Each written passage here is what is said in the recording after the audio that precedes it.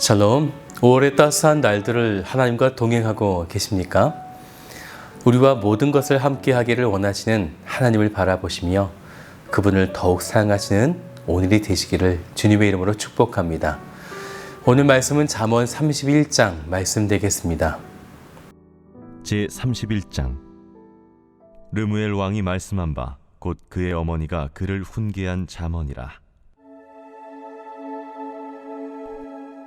내 아들아, 내가 무엇을 말하랴?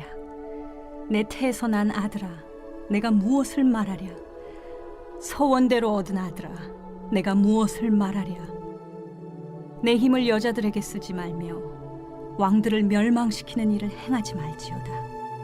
르무엘아, 포도주를 마시는 것이 왕들에게 마땅하지 아니하고 왕들에게 마땅하지 아니하며 독주를 찾는 것이 주권자들에게 마땅하지 않도다. 술을 마시다가 법을 잊어버리고 모든 곤고한 자들의 송사를 굽게 할까 두려우니라. 독주는 죽게 된 자에게, 포도주는 마음에 근심하는 자에게 줄지어다.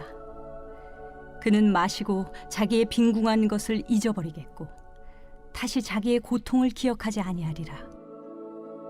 너는 말 못하는 자와 모든 고독한 자의 송사를 위하여 입을 열지니라. 너는 입을 열어 공의로 재판하여 곤고한 자와 궁핍한 자를 신원할지니라. 누가 현숙한 여인을 찾아 얻겠느냐? 그의 값은 진주보다 더하니라. 그런 자의 남편의 마음은 그를 믿나니 산업이 핍절하지 아니하겠으며 그런 자는 살아있는 동안에 그의 남편에게 선을 행하고 악을 행하지 아니하느니라.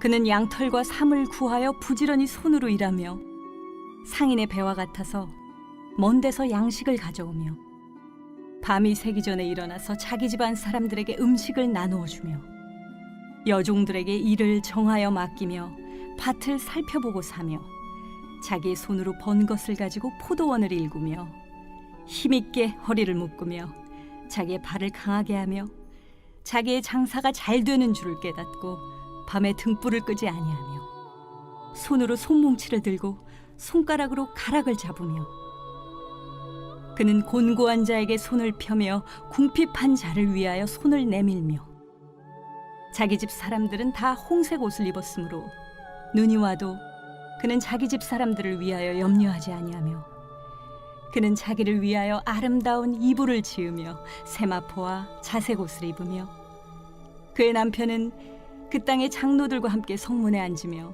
사람들의 인정을 받으며 그는 배로 옷을 지어 팔며 띠를 만들어 상인들에게 맡기며 능력과 존귀로 옷을 삼고 후일을 웃으며 입을 열어 지혜를 베풀며 그의 혀로 인애의 법을 말하며 자기의 집안일을 보살피고 게을리 얻은 양식을 먹지 아니하나니 그의 자식들은 일어나 감사하며 그의 남편은 칭찬하기를 덕행 있는 여자가 많으나 그대는 모든 여자보다 뛰어나다 하느니라. 고운 것도 거짓되고 아름다운 것도 헛되나 오직 여호와를 경외하는 여자는 칭찬을 받을 것이라. 그 손의 열매가 그에게로 돌아갈 것이요 그 행한 일로 말미암아 성문에서 칭찬을 받으리라. 이제 잠언의 마지막 31장의 말씀을 함께 나누게 되는데요. 잠언의 말씀은 여호와를 경외하는 것을 시작으로 마지막 잠언 31장 30절에도 보면 여호와를 경외하는 이것으로 마치고 있습니다. 수많은 지혜, 방법, 의인의 길, 여호와를 경외하며 행하고 있는지가 얼마나 중요한지를 지금 말씀하고 있는 거죠. 즉 하나님을 두려워함과 공경함을 가지고 그에 따른 수많은 삶의 방식들이 펼쳐져야 함을 말해주고 있습니다. 여호와를 경외하는 것이 그 무엇보다도 우선되어야 한다라는 거죠. 마지막 31장은 독특하게 르무엘의 왕의 어머니가 그의 아들에게 거면하고 있습니다.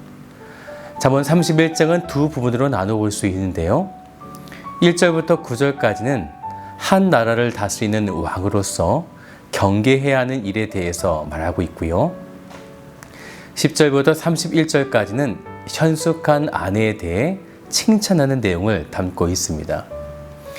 그런데 당시 고대 근동시대에는 여성의 존재는요, 남성의 부속물로 여겼던 시대였기 때문에 이렇게 여인에 대해 칭송하고 찬가를 부르는 것은 어느 나라에서도 있지 않은 매우 놀라운 일이 되어집니다. 지금 잠언 31장은 왕의 위치가 중요함을 말하는 것이 아니라 왕이라 할지라도 어머니의 교훈을 들어야 하고 또한 현숙한 여인, 즉 아내의 지혜와 권면을 들을 줄 알아야 한다라는 것입니다. 왜냐하면 30절의 말씀처럼요, 그 여자, 아내는 여호와를 경외하는 자이기 때문에 그렇습니다.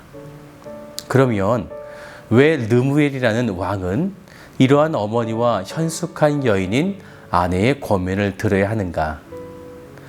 1절에 나오는 르무엘이란 말은요, 하나님께 속한, 하나님과 함께라는 이름을 가진 자이기 때문에 그렇습니다.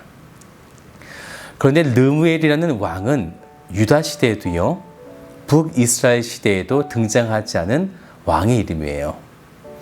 물론 여기에는 여러 가지 해석들이 있지만 이 르무엘은 바로 솔로몬을 가리키고 있습니다. 그러면 당연히 밧세바가 어머니가 되어질 것이고 그 현숙한 여인 아내는 아가서에 등장하는 술람미의 여인이 되어질 것입니다. 그러면 첫 번째는 1절부터 9절까지 르무엘, 솔로몬이 경계하고 지켜야 할 것. 물론 어머니의 권면을 보면 3절을 보세요. 내 힘을 여자들에게 쓰지 말며 왕들을 멸망시키는 일을 행하지 말저다. 그런데 안타깝게도 솔로몬은요, 열왕기상 11장 3절의 말씀을 보면 아내를 700명이나 두고요, 첩을 300명이나 두었습니다. 총 아내가 1000명이 되어지죠. 이런 잘못을 범하게 됐습니다. 게다가 이방 여인도 아내로 맞이했었고요. 솔로몬의 어머니는 아들의 그러한 성적 성향을 알고 있었는지 모르겠어요. 그래서 3절 뒤에 말씀을 보면 왕들을 멸망시키는 일을 행하지 말지어다. 이러한 성적 방종이 왕이 거기에 있는 힘을 다 쓰게 되어지면 곧 나라를 멸망시킬 수 있다. 이렇게 엄마는 본 거죠. 그 다음 4절부터 7절까지는 술에 대한 공고를 하고 있어요. 4절을 같이 볼까요? 르무엘아, 포도주를 마시는 것이 왕들에게 마땅하지 아니하고 왕들에게 마땅하지 아니하며 독주를 찾는 것이 주권자들에게 마땅하지 않도다. 마땅하지 않고가 계속 반복되어 사용되고 있어요. 그만큼 어머니는 아들의 음주를 간곡하게 금지해 달라고 권면하고 있는 거죠. 왜냐하면 5절에 그 이유가 나오고 있어요. 술을 마시다가 법을 잊어버리고 모든 곤고한 자들의 송사를 굽게 할까 두려우니라. 음주의 첫 번째 폐해는 바로 법을 잊어버린다라는 거예요. 왜냐하면 음주는 자기를 통제할 수가 없습니다. 자기를 통제하기 어려운데 하나님의 법을 지킨다는 것은 있을 수가 없기 때문이죠. 그리고 두 번째 폐허는 곤고한 자들, 즉 고통과 곤란, 가난을 겪는 자들의 재판을 잘못되게 행할 수 있기 때문입니다. 곧 음주는 왕으로서 백성들을 잘못 통치할 수 있다는 거죠. 그래서 포도주는 왕이 마시는 것이 아니라 마음에 근심 있는 자들이나 마신다. 이렇게 권면하고 있는 것입니다. 결국 왕이 마실 것은 아니다라는 거죠. 그러니 왕은 음주를 하지 말고 또 여자를 멀리하여 9절을 보세요. 너는 입을 열어 공의로 재판하여 공고한 자와 궁핍한 자를 신원할지니라. 왜냐하면 이것이 자비롭고 정의로우신 하나님의 성품과 뜻이기 때문에 왕은 하나님의 대리자로서 하나님께서 부여하신 이 왕의 자리를 신실하게 잘 감당해야 한다는 것입니다. 이제 10절부터 31절까지는 왕이 온전히 왕의 역할을 잘 감당하기 위해 무엇이 필요한가? 그것은 현숙한 여인, 아내가 필요하다라는 것인데요. 솔로몬에게는 아내가 너무 많아서 정확하게 누가 현숙한 여인인지 가리킨 것인지를 우리는 알 수 없겠지만 대체로 아갓에 등장하는 현숙한 여인이었던 술람의 여인을 말하고 있겠습니다. 이 현숙한 여인은 진주보다 더 값지다 이렇게 지금 말씀하고 있는데요. 이런 여인은 12절을 보세요. 그의 남편에게 선을 행하고 악을 행하지 아니하느니라. 또 13절을 보면요. 부지런히 손으로 일하며 15절에 자기 집안 사람들에게 음식을 나눠주며 여종들에게 일을 정하여 맡기며 또 16절에도요. 자기의 손으로 번 것을 가지고 포도원을 일구며 열심히 노력하며 살아가는 것입니다. 주어진 재물로 호의호식하면서 살아가는 여인이 아니라 땀을 흘릴 줄 알고 사람들을 다스릴 줄 알고 게다가 20절을 보면 그는 곤고한 자에게 손을 펴며 궁핍한 자를 위하여 손을 내밀며 라는 것입니다. 가난한 이웃을 도울 줄 아는 그런 멋진 여성, 그녀가 바로 현숙한 여인이 되어지는 것이죠. 이후의 말씀을 보니까요, 얼마나 이 여인이 현숙한지를 잘 보여주고 있는데요. 여기서 현숙한이라는 히브리어는 하일이라고 해서요, 정숙하다, 유능하다라는 의미를 가지고 있습니다. 한 가정을 이끌고 수많은 종들을 다스리고 남편을 내조하고 자식들을 양육할 때 현숙한 여인은 정숙하게 그리고 유능하게 이 가정을 잘 이끌어 간다라는 것입니다.